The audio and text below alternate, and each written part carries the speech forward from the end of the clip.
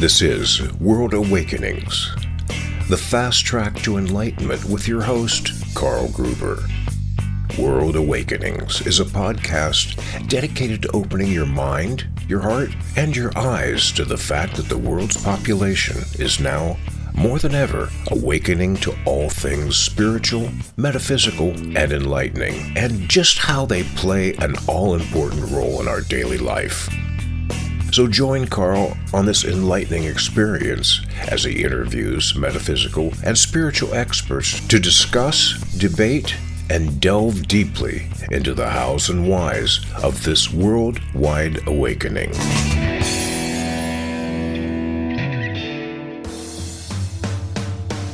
You've seen and read my 3 Pillars ebook, and now I'm proud to announce my new book, True Spirituality and the Law of Attraction, a beautiful symbiotic relationship, and it's now out and ready for reading.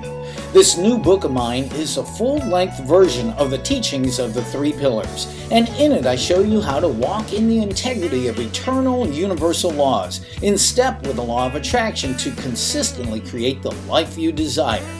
Now, if you've ever wondered just why you can't consistently manifest all the good, loving, abundant, healthy, and happy things you desire, my new book, True Spirituality and the Law of Attraction, will reveal the key in how to do just that. Plus, help you build a rock-solid personal foundation that will stand strong for the ages.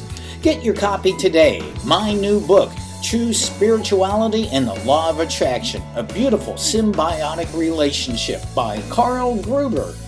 Available now in ebook and paperback on Amazon.com.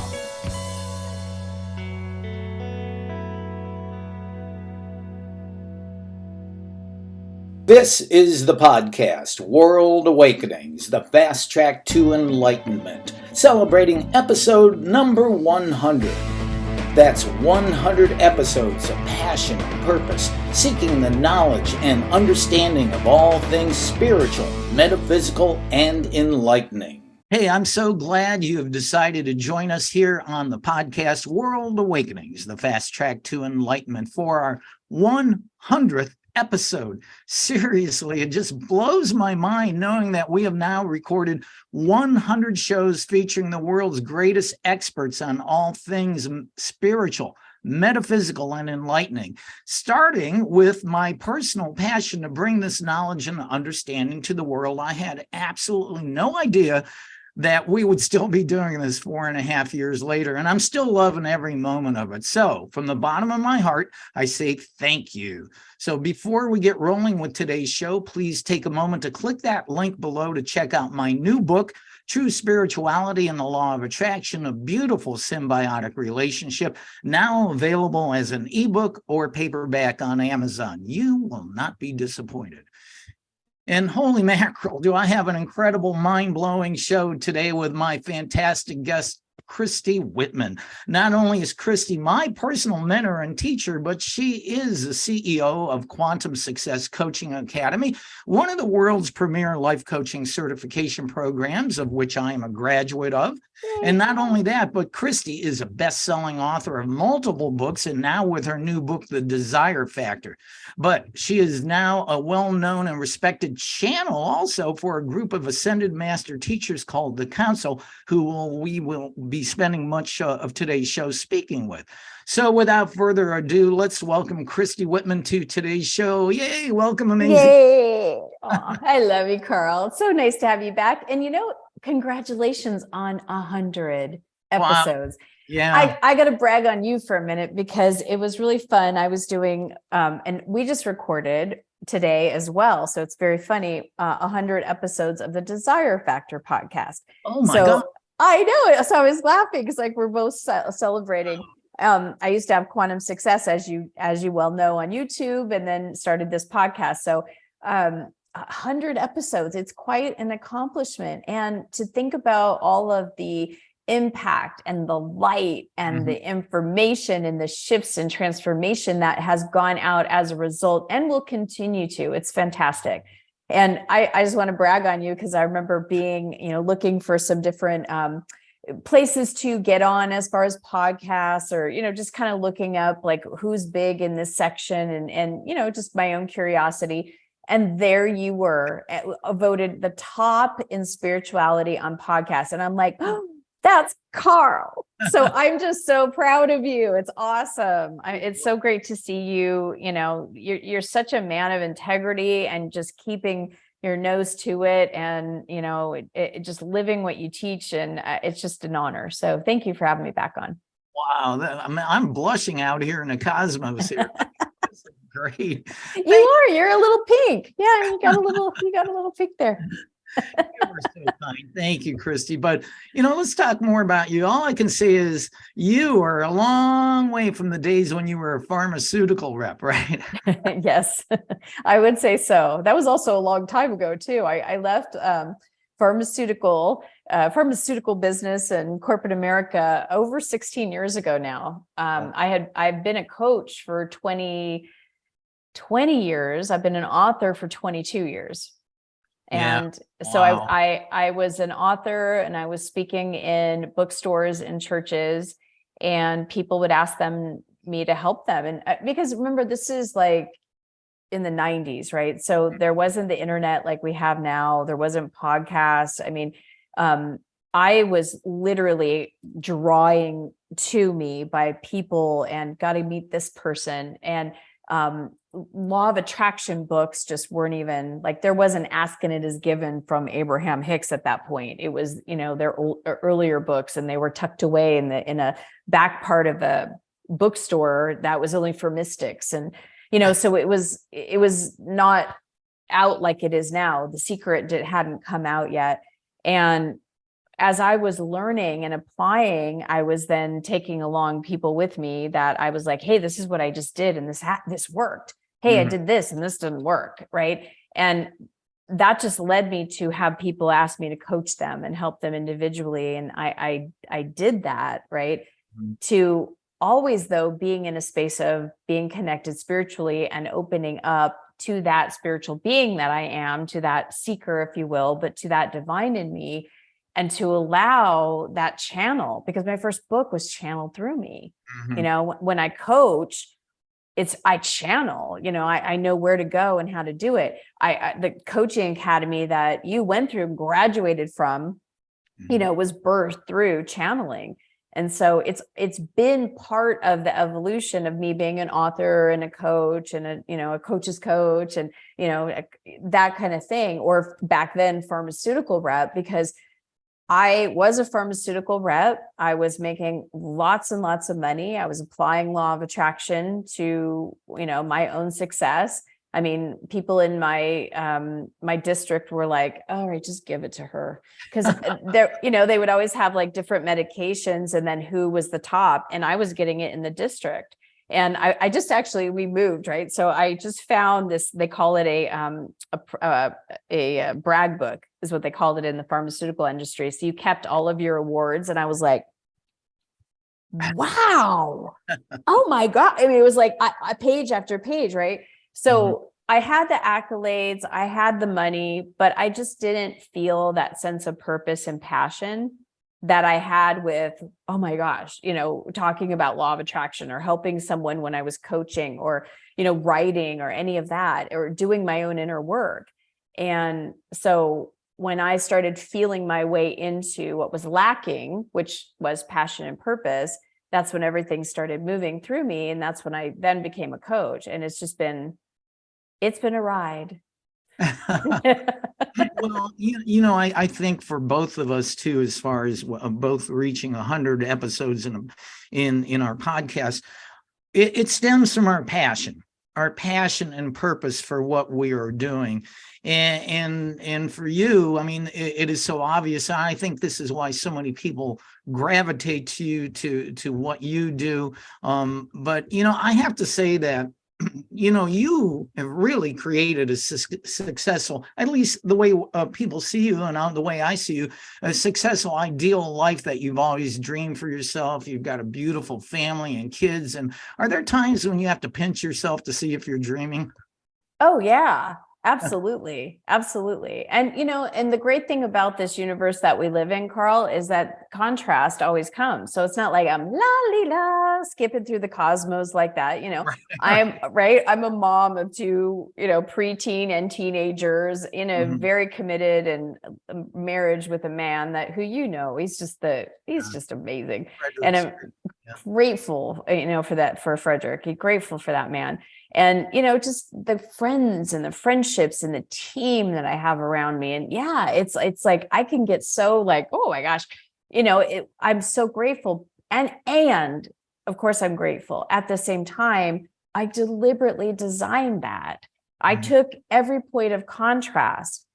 I went through different contrasts this week, and I'm turning that contrast into, what is it that I want? What is the outcome that I want this to be? Right? How am I going to want to feel? How am I going to want to experience? What am I in the state of becoming? Because that's always part of our evolution.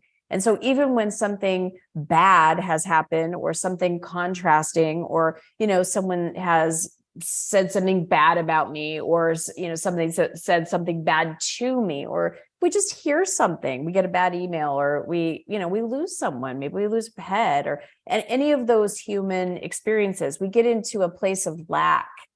And that lack is what creates such deceit and, anger, and a split energy, and drama, and nastiness.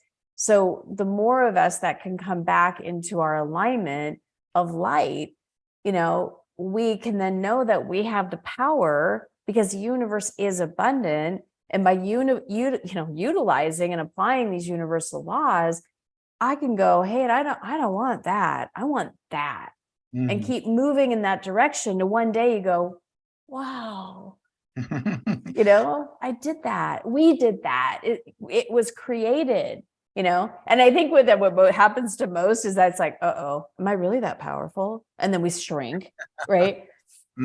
Well, I think what you're saying here is, and it's interesting too. Yesterday, excuse me, we were supposed to record this show, but you had to cancel.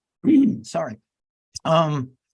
But the funny thing is, I also had a really crappy day yesterday too. So maybe it was real good we rescheduled. However, the fact that you and I and other of our colleagues understand, just like you explained, we have the power to overcome conflict by looking at it and utilizing it to say, okay, this is what I don't want. What do I really want? And pull ourselves back up to it. And most people don't understand that they have that power. And just like you said, people really don't understand how really, truly powerful each of us are. Yeah.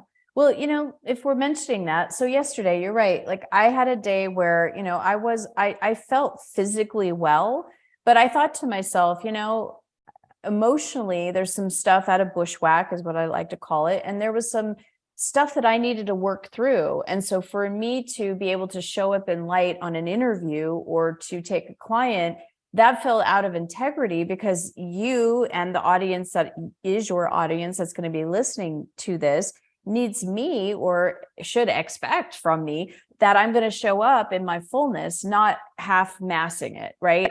And for me, it was like, that means I either have to get it up and fake it, which that doesn't feel good. And I'm over that, been there, done that, right? No, thank you.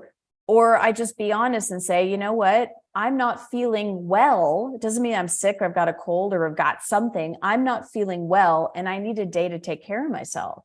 That's self-care, to take that space. And in doing so, I processed, and I had time to think about what was happening and to check out and get things sorted, and, to take the time to take care of what needed my attention for this particular thing.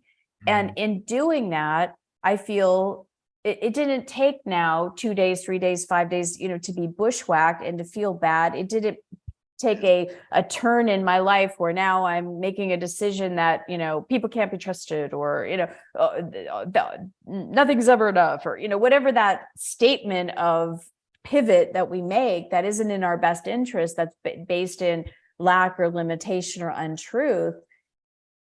I was able to take a pause and go, you know what? I'm taking a health day, I'm taking a me day, I'm taking a well-being day. And I was able to have breakfast with my husband and connect with Frederick over breakfast and, go to Pilates and take time for myself and to process my energy, and to I went and saw my mom and dad and saw, visited with them. I did things that I just gave myself space to feel, what do I want to do? What's going to make me feel good? Where would well-being sit within me? And then I made those choices. And we just have to give ourselves the time. Maybe you can't take a day, but take 20 minutes, take 5 minutes to connect with the energy. Well, I recently had a conversation with a guy who I feel like I call him my friend now, Dr. Joe Vitale, and he and I were talking how even the guru sitting on the top of the mountain, even those guys have bad days, they're enlightened, but they're in human form, and it's just like the energy wave, the sine wave, you go up to the peak and you come down in a valley. But the fact that we understand when we are in a valley having a bad day, that, again, I kind of touched on this already, we have the power to pull ourselves back up. But this is just a great conversation, folks. We were talking to Christy Whitman, the CEO of the Quantum Success Coaching Academy, best-selling author, and now channel of the council, who we're going to talk to in just a little bit, bring her friends in. But I really want to find out more about your brand new book, The Desire Factor. I know you have multiple books out there. I think my favorite title is Taming the Alpha Bitch. Taming Your Alpha Bitch. It was co-written with Rebecca Grotto. Yes, good one. Let's talk about this new one, The Desire Factor. What is this about? And it sounds like it's selling really well. It's doing very well. And, what it gets me than anything. And, you're an author, so you understand that when you get a compliment that a book or a piece of work or a project has impacted someone, for me, there's no other greater feeling. And I just had someone tell me the other day that this is the best metaphysical book they've read in the last 2 decades. And I was like, wow. And then someone else told me this is metaphysical gold.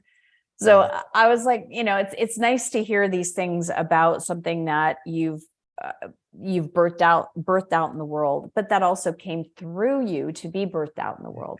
And so, to have that level of trust of that information and to then follow it and to see it work out and to see the process. The Desire Factor really was a lot of my books were, especially The Art of Having It All, right? It channeled through me. 2 weeks later, it was done channeling. 6 months later, it was out. It was so fast. The Desire Factor was an evolution and took many years in the making, because I had my own dance with being okay with desires, right? Because we have our own programming, and we've all heard something, right? That desires are bad, or that desires are the root of suffering, or that, having desires leads to suffering, or, if you have, say, a desire for money, then, ooh, you're bad, that's the root of all evil. And, there's so much that's there, and, oh, money, greedy stuff. So there's so much of a meaning and attachment to this stuff of money and of desires, whether it's desire for a partner, desire for, more success. There, a lot of times people will limit themselves or judge themselves for having these desires.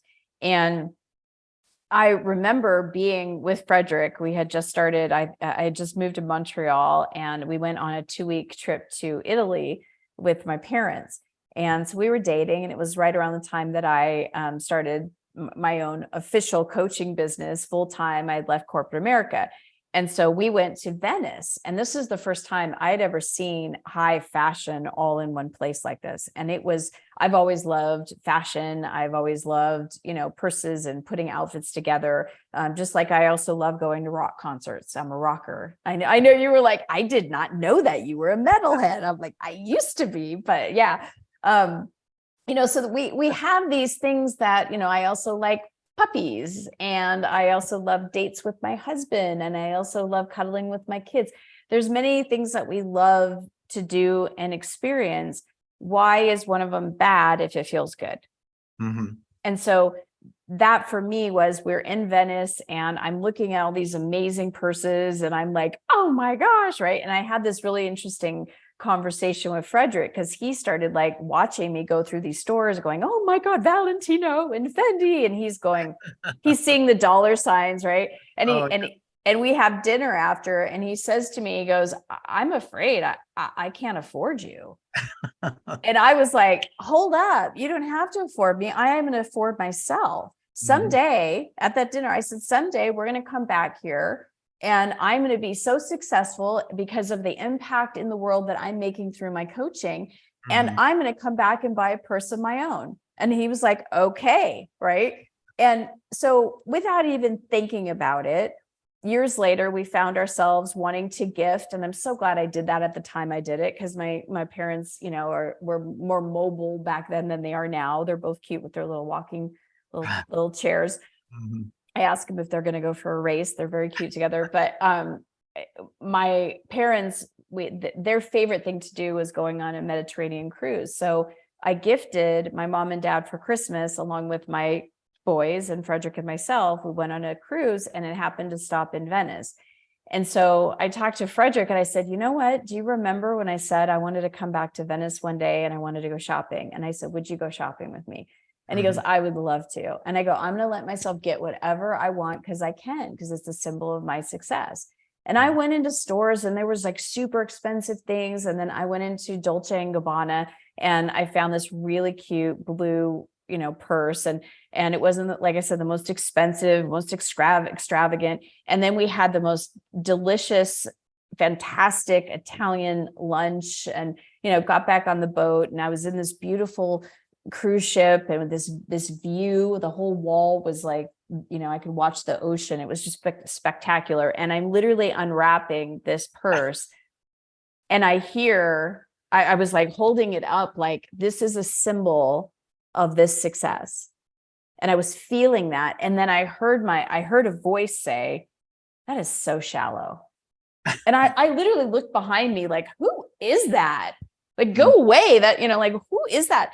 And it was the voice, the programming of my sister, who used to judge me because when I was little, I used to like to have the little hat and the little gloves. We went to Easter and she'd be like, oh my God, with the a little purse. I mean, I just enjoyed doing that. Like I said, I also enjoyed playing with bunny rabbits. Why was I not judged for playing with bunny rabbits, right? It was something I liked to do. It was something that was enjoyable for me. And so we end up judging each other on what our desires are. Oh, you like golf? Or you like fishing, or, oh, you're into like Harleys, it's like, let me enjoy what I enjoy, as long as it's not hurting or harming another human being, right? A desire is life-giving. That desire that I had sitting there in Venice in that amazing Italian restaurant with my boyfriend at the time, saying to him, someday I'm going to come back here. I'm going to buy my own purse because I can, as a symbol of my success. And he's like, okay, I guess I don't have to afford you. You could afford yourself. And I have. Yeah. Well, that is great. So your desire factor blossomed. Yeah, that is beautiful. Yeah. And the interesting thing, talking about the voice of your sister, many times those closest to us can be the most judgmental. And I think Ram Dass had a great quote. He said, if you think you're enlightened, just spend a weekend with your family. So true. I always loved. Yeah. So true. Well, of course, we mentioned early on that you are the channel for a group of Ascended Master Teachers called the Channel. Love to bring them in. Just real quick. The Council. What's that? They're called the Council. Yeah, you said they're called the Channel, but they're called the Council. I did. Oh, yep. okay. Yeah, that's okay. I do that all the time. I'm like, they're called the Channel. Wait, no, they're called the Council. You're called the Channel and they're called the Council. Yeah, it's Christy and the Council, like a band. So just real quick, how did it come about that you became their channel? Oh, well, it's been an evolvement since the very first book that came through me. It's just been a constant opening up to hearing those voices and feeling that energy and leaning in, to when I would get, like, I would call it an assignment, I would just lean in.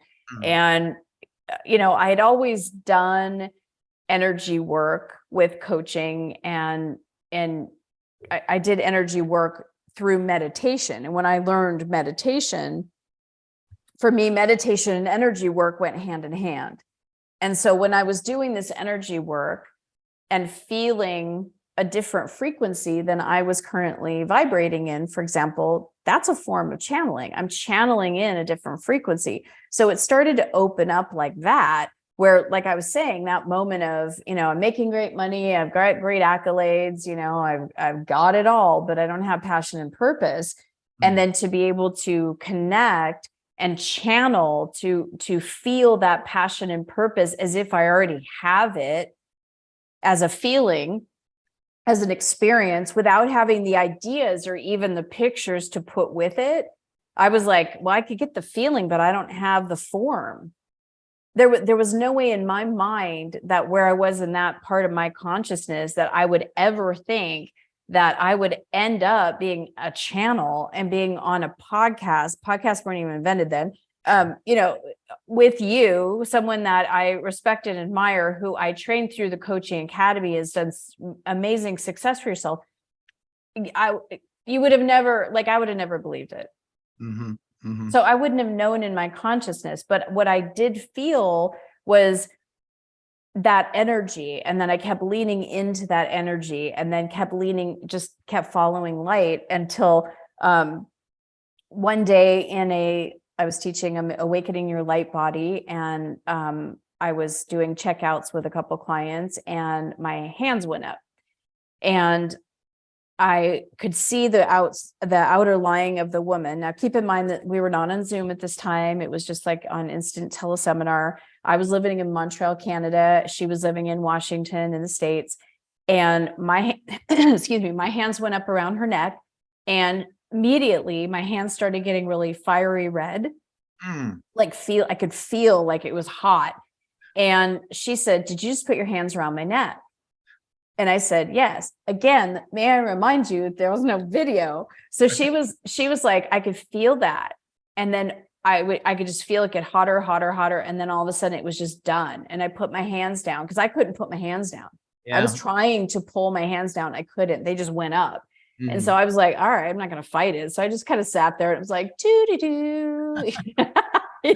I can't even do this. I can't go hoo-hoo or check on my nails because my hands are being used. So I'm like, and she literally was like, I had a bad stiff neck all day long. Right. It was like, oh, that's cool. Right. All right. Next person, all of a sudden my hands go up, and then I hear them say very clearly to me, and I don't know who they are at this point, but they say to me, "Go have her." I'll never forget. Her name is Barbara. She's still alive, still doing well, still thriving. After you hear this, it's amazing. They said, "Have her go get her hips checked." And I'm thinking, I don't know who you are, but stop it. Like, I am not going to tell someone that. And they're like, tell her to go get her hips checked. And I was like, "Barbara, I have to tell you, I'm hearing this. I don't know where it's coming from, but it is so clear. They're persistent." That's when I started calling them. They're persistent. And they want me to tell you to go to a doctor and check your hips. So that week she went to a doctor, checked her hips. She had cancer, and they caught it before anything happened. Wow. Yeah. What a great start to that ability. So, right. So they came in one day, showing me, different pictures to start Sacred Circle of Light. And it was like, they showed me what to do. And I was like, okay, so I did it. And it was in Sacred Circle of Light that they kind of said, all right, we're coming on in. And in that, I have a YouTube video on it and describing it and actually showing the video of it. But it was a experience that forever has changed my life. And I am so deeply grateful. I would say, and let's let our viewers and listeners find out right now, if you would be so kind to bring your friends in the console. So I will. Folks, get ready for this.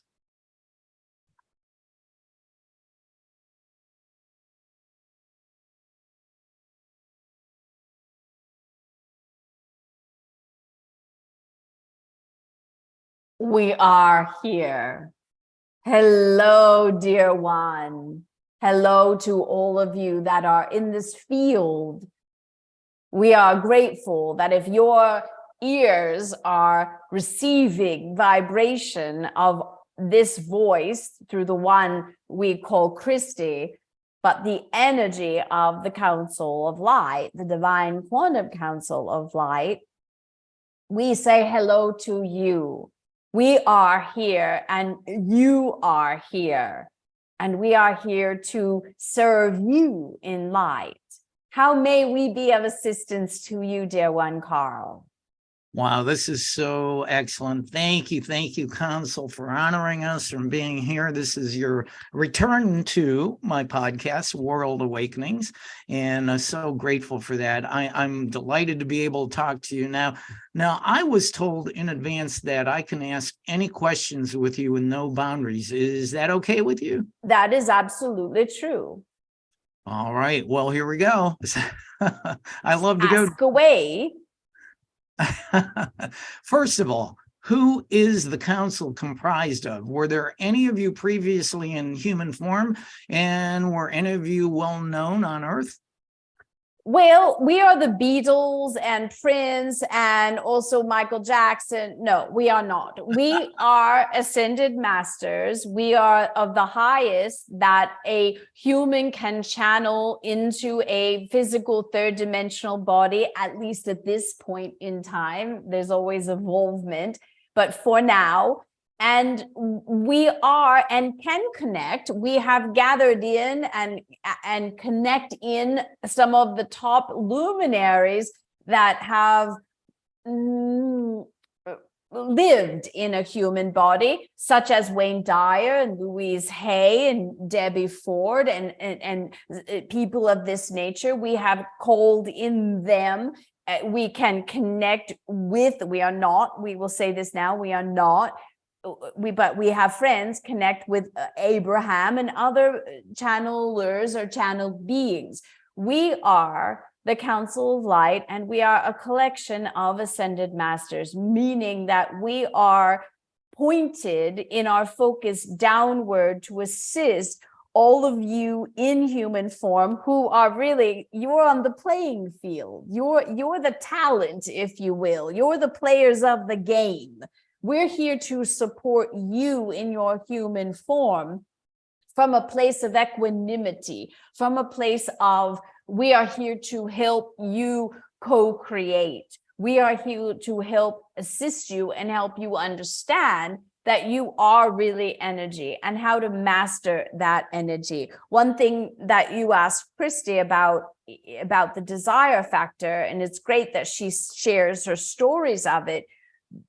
And the desire factor really helps you understand the different steps of manifestation, because we were able to, through all of Christy's years of understanding and applying and knowing and teaching law of attraction and other universal laws, like the one you also studied, law of sufficiency and abundance and all the others, through a consciousness that understands already how energy and manifestation works. We just tweaked her a bit to show how energy sets up in the perfect way, because all of the principles that are in the desire factor, none of them are going to be new to any of you. The principle surrender, ooh, that's crazy. You've heard of that before. The principle of taking action, yes, momentum in the universe. Take a step and something happens. Wow, that's really groundbreaking. But it's the order in which it comes in, and the perspective of these principles of how you as a human being relate with energy, so you are not either pushing against, but you are allowing in every single step of the manifestation process. And so when you are, for example, aligning, you feel good. Aligning itself is an action, it's a step, and then you go into the energy and the action of focus. Do just even think about the concept of focus. Just if you really dial it down in your third dimensional reality, you have drugs to help people focus. You have books on focusing. You have teachers in focusing. You have tools to help you focus, like planners and things of this nature. That you have mindset coaches. You have so much in the third dimension to help you try to understand this thing called focus. And when you understand it and how to do it, then that leads into what are you then focusing on? Because your brains are always in the process of thinking about the manifestation, or in other words, past, present, future, or pre, pop, post of a manifestation. And there's different qualities within each of the phases or in each of the steps, but they all lead and build. It's like energy, pop, and then you start all over again. It's like, ooh, there's contrast. Let me pivot away from the contrast, look at what I want, let me get in alignment with that, and then the energy starts. Alignment with focus, you then move into joyful expectancy, because there's always going to be a projection into a future. And if you are joyfully expecting it, or in a state of expectancy, instead of I expect this, it must be this, and because then you limit the divine. You don't want to do that, because the divine has good stuff. So you continue to move in a direction of, well, joyful expectancy, and then the principle of having, where you literally become one with. It's like having the lock and the key. It's like, oh, you are the one on the 50-yard line. Wow. You just detailed an entire new book right there. That was great. And it's interesting, because I think how you just explained this, it shows how powerful we are as a human being and joyfully creating. But I think, talking about the law of attraction, how it works, people still don't realize how they can negatively create by attracting those things into their life.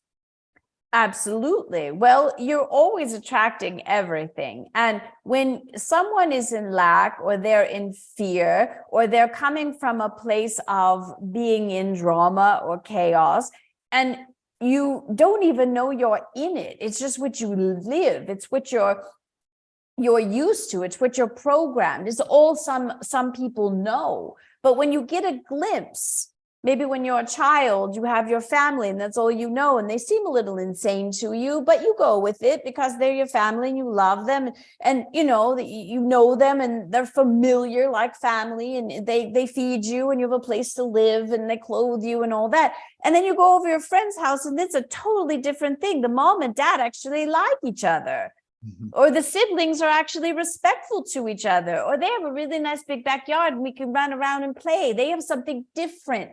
It's contrasting to what I know. And then you start to sort and sift. You start to say, I don't want that. I want more of that. When I have a relationship, when I have a family, you start crafting your own matrix inside of your own mind, inside of your own energy, inside of the connections between you and these pictures, these images that you then start to craft in and form into reality. Wow, beautiful explanation. And just again, a reminder, we are speaking with the Council, a group of beautiful master teachers who come through this beautiful young woman, Christy Whitman. I am going to go again. Like I said, I have a lot of questions. I'm trying not to take up too much time here, but as you may know, I am a huge student of the non-dualistic spirituality mind training teaching called A Course in Miracles. Now, I was reading this the other day, and this really dwelled on me. The Manual for Teachers, chapter 27, is titled, What is Death? Now, in this chapter, it's stated, Death is the central dream from which all illusions stem. It is the one fixed, unchangeable belief of the world that all things in it are born only to die. This is regarded as the way of nature, not to be raised to question, but to be accepted as the natural law of life. And no one asks if a benign creator could will this. And it goes on to state, death denies life, but if there is reality in life, death is denied. No compromise in this is possible. What are your thoughts on that? Well, there's a lot to unpack just in all of those pieces. We want to stop you and pause you and just stretch out and look at and dissect each part of it. So let's take a chunk of that. Mm-hmm. Are you saying, is death not possible, or is death an illusion? Let's start there. I think it's pretty clear within that quote from the Course that death is an illusion, but it's only because we are asleep in a dream of separation and believe we are a body that is eternally changing and deteriorating and eventually dying. So if we return home to our true nature as a child of all that is, then according to that, death is an illusion. That is very true. Death is an illusion in the sense of, from a spiritual, energetic perspective, there is only moving in and out of form. It is like taking off an outfit that you wore, or a pair of shoes. You're taking them off, and then you're going to go put your slippers on. It's like that. It's literally saying, I've lived in this container. And when you feel the energy of well-being that is not part of your programming, because there's so much in your third dimensional reality about death and dying, or about aging and all of that, that's a whole nother podcast.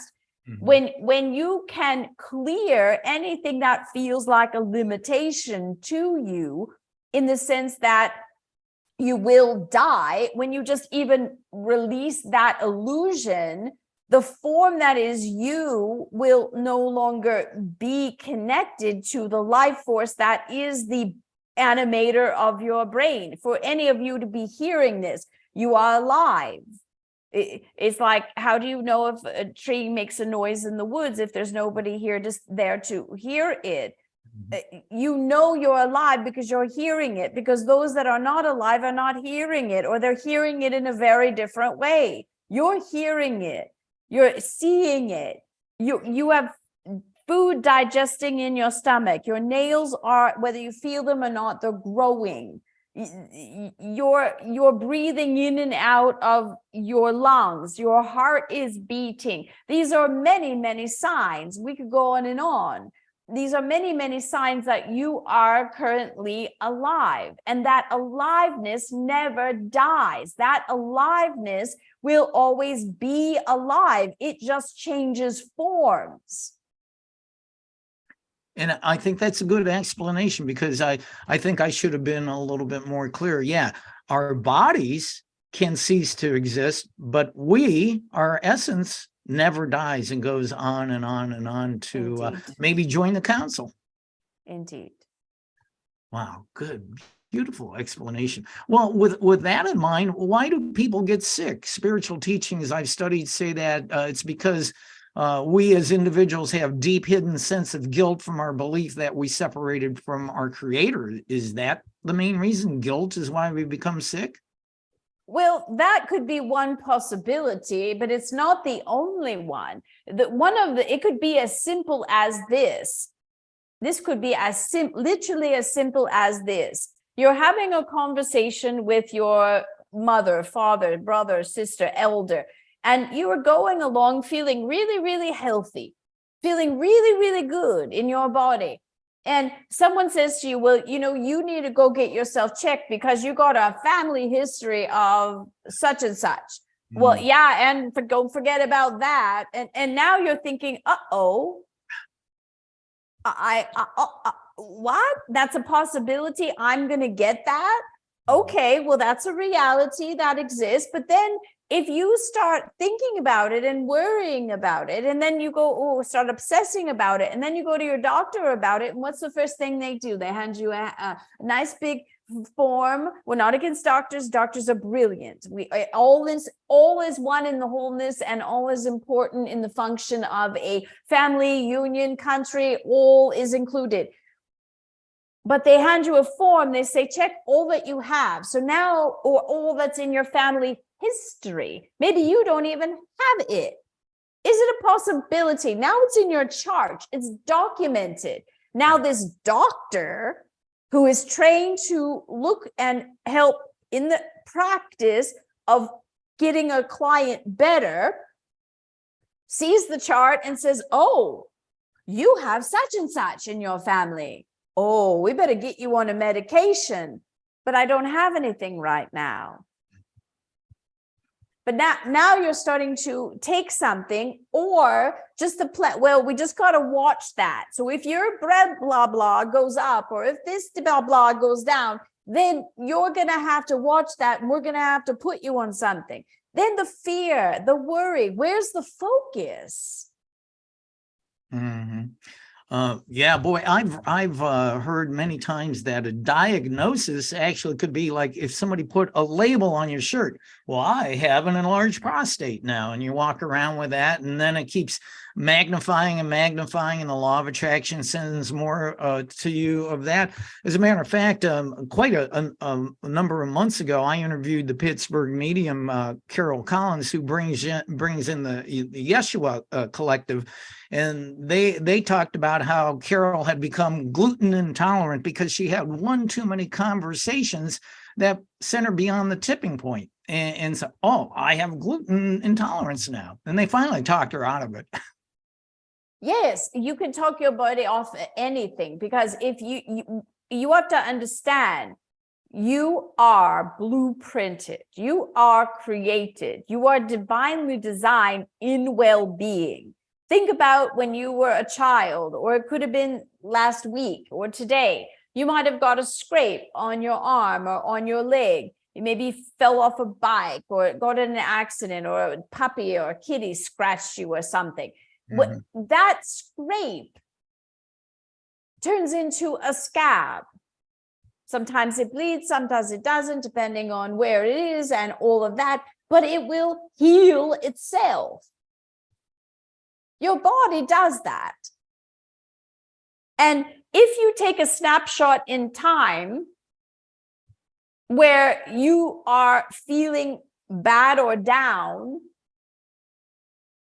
and then you look at it and say, ooh, you're da-da-da. There's your diagnosis.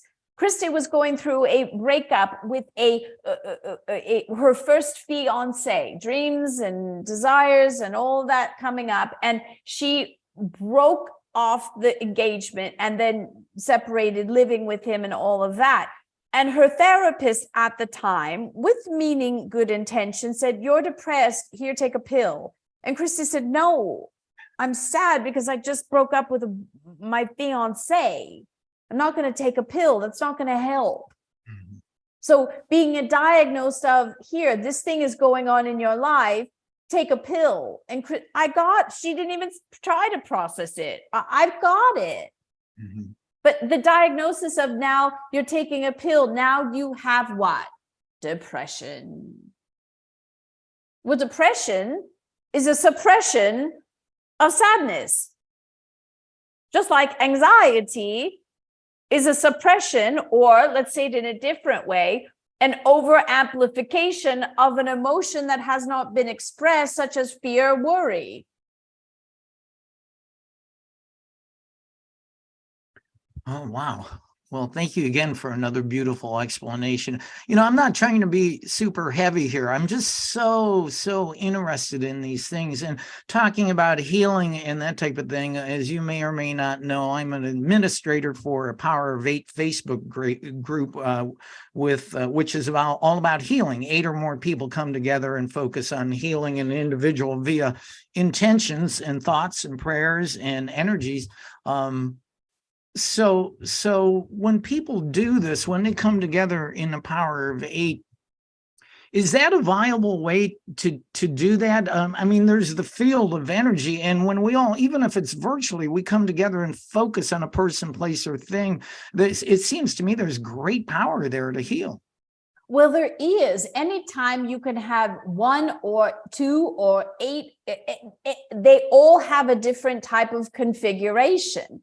And yes, you are having the ability to have light workers that are here, dedicated. You know that you are here to spread light. And when you know that, and you can come together with other light workers, they say, even, it is true, this is true, where 2 or more are gathered and focused with their intent together on a common goal, to be able to have call of creation and all of your energies as a human being, because you need both in order to create in the physical world, to have both of you synergized and on what you want. Mm-hmm. All right. Wow. You guys just, wow, you're pretty good teachers. I think you have a future in this. You think? We think we'll get the job? They're going to allow us to continue? We hope so, because we quite enjoy it. Thank you, dear one. Well, you know, the woman you're speaking through right now, Christy Whitman, is one of the world's best teachers of the law of attraction. So it's only appropriate that I ask, what are the key elements that most people are missing when they're trying successfully to co-create with the law of attraction to manifest that which they desire? They don't master their own energy, dear one. And what we mean by that is, if you have split energy on something, to manage that split energy, to pause in split energy. What do we mean by split energy? You are focused on something, you desire something, you're moving in a direction, and then all of a sudden you feel a worry, or you feel, because you're clean and you're clear, you're not just worrying all the time. You're mastering your own energy. You're mastering the undercurrents of emotions, such as you've cleared them out of the pipe, so to speak, of fear and anger and all of the pain points, all of that lower level energy, the consciousness of drama and struggle and fight against and competition and compare and all of that. When that is in the bucket of lack and all of that, none of that feels good. So when you are feeling your way into a diversion from feeling good or what you want or what your focus is, that diversion, you are able to unhook from it. Thank all of the contrast. It's like saying goodbye to all that you learned to this point, not forgetting about it, but everything that you learned or the people that you knew to this point, give all of them gratitude, because there wouldn't be a this point. And so all of the old energy, all of the split energy, but when you have that moment of feeling that something is pulling you in that direction, pulling you down, pulling you away from your alignment, when you feel that you've got a sabotager inside of you, or that you naturally, why do I keep getting to this place? And then I get to a level of success and then someone comes for me or someone comes at me, or whatever your beliefs are, that I can't be rich and successful and spiritual at the same time. We're reading some of your minds. Or I really can't be in my own independence and have a partner, so I'd rather be by myself. These are all, and no judgment on any of them. But all of them, when you are saying, I want to have connection, but I want to be by myself, there's split energy. When you're saying, I don't think smoking weed is bad, but then you feel guilty in doing it, that's the split energy. When you are in a place of wanting to release a relationship and you're staying in it because you said, I'm going to stay here forever. That was the vow until the day I die, like that Meatloaf song. So now I'm praying for the end of time, so I don't have to spend it anymore with you. When you're in that place of there's split energy there, tend to the split energy. Doesn't mean leave the marriage. It doesn't mean stop smoking or smoking. There's not about the decision. It's about the energy, and clear the energy, align the energy, release the fear, release the anger, release that pull that is bringing you out of alignment in intellect. Notice what the trigger is, because that trigger, that pull has information for you. So you can process it, release it, come back into alignment, and then live more of your life in joy with blips of contrast to very much so. Take care of yourself like Christy did yesterday. Contrast, took care of herself, processed her energy, and here she is in light service again today. I love that. I love that. Well, I'm going to ask one final question before we bring Christy back here. Is it possible that a person, and I'm thinking myself, I mean, I have one or two things in my life where I just can't seem to get over a limiting belief. And is it possible that it goes deeply into the Akashic records of our past life and generations? And can we clean out those Akashic records? Well, let's say this. Yes, there's beliefs that all of that is there. And yes, there is more to it, but it all starts with your own understanding that there is the blueprint, even beyond Akashic records and all of that. The blueprint, the divine design of you being in well-being and abundance and success and loving and supportive relationships, having that as the basis, you can always return back there. So sometimes people will, and we're not saying that past lives do not exist. That is not what we're saying. They do, and your soul transitions from different lifetimes, and it's not Carl Gruber, he goes here, he goes there, he goes there. It's the soul self, it's the energetic self. Ooh, see him as Rocky, see him as Cleopatra. In all different configurations, your consciousness is like a big soup of energy, goes into those lifetimes. However, the understanding, a lot of times, a lot of you in personal development and spirituality, you're so smart and you know so much that you want to say, well, maybe that's just not meant to be because it's not in my Akasha, or maybe it needed to be changed in the Akashic records and I don't know anybody to do that, or maybe it's because of a past life and I don't know anybody that can. Wherever you feel like a victim, or wherever you feel powerless, or wherever you are using anything, even a spiritual something like an Akashic record or a block, or a past lifetime, or something that is not in your power right now, it is a limitation. And that limitation is in the present moment here now. And you, with your co-creative divine light partner, you get to decide what energy flows through you right now. So if it is in the Akasha, if it is in your past life, and you feel something pulling you, unhook it. It's like being in line at the movie theaters where they have those velvet ropes and then they unhook it and the line changes. Change the configuration, unhook it. Tell your story walking.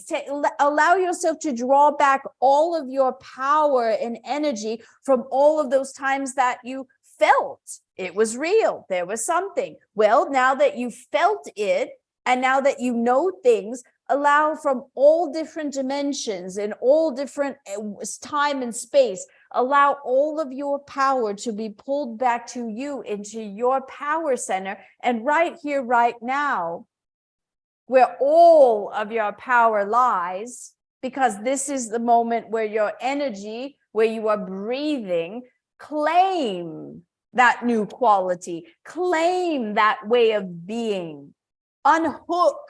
Cut the cord. When you physically take your hand and cut the cord like that, or unhook, take that hook out of that movie theater line, and you allow yourself, it's like bridging up that old energy. Allow yourself to come into a space of compassion for yourself, for all of those moments that you struggled, all of those moments that you really bought into the struggle, and let yourself just feel that compassion, like putting a reset button. And once you do that, then from all of those years of not getting what you wanted, of all of those years of feeling frustrated, of doing everything and feeling like, where's my stuff? All of those years, what would you want to feel as 180-degree polar opposite different? What would that be instead? Flow, freedom, ease, passion, you call it, you declare it, you bring it in, you ask for it, and then let yourself be filled with it. Fill it up into your energy container. Let the consciousness, your consciousness is what you say, watchyourwords.com, go there, because that will tell you what to say or not to say, why to say it, because words have power. Words come from thoughts, and thoughts create beliefs, and those beliefs create pictures, and those pictures will coalesce into a creation if you hold them and you focus on them and you worry. Fortunately, the divine in great wisdom and creating and the different levels and layers of what creation is in the physical world, there is a protective layer or a fail-safe type of thing that lower level energy is far less powerful than a higher energy. Mm-hmm. So even though the negative thoughts and all of that, it doesn't create much, thank goodness, because what it will create after you cut off from it is more velocity for higher energy, which is creative. Wow, this is just phenomenal wisdom of the infinite. And I thank you. I honor you for that explanation. It really helps me. But I know that all of our listeners and viewers here, it's going to go far beyond what I can even understand. So many people are going to be helped from what you just said. Thank you, Counsel. Thank you. It is our deepest pleasure, and it is our deepest honor to be with all of you. It is us that is honored, because it is all of you that are on the leading edge. It is all of you that are playing the game right now. We would just like to say to all of you, try to enjoy it. Try to have some fun. And remember that you are infinitely loved. Be well. Well said.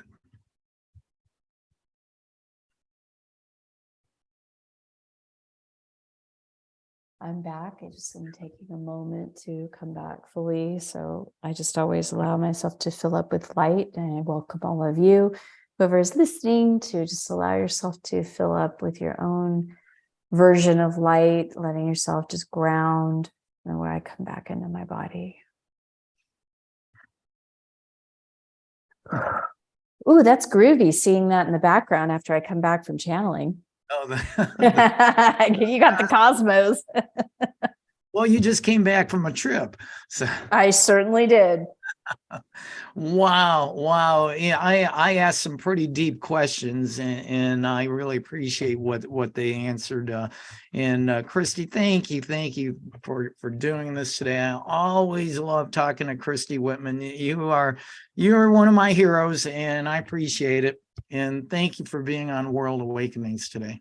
I love you, Carl. Thank you for having me back. I appreciate you too. It's amazing to watch your success, and I'm just so thrilled for you. And it's an honor to be with you. Thanks, everybody.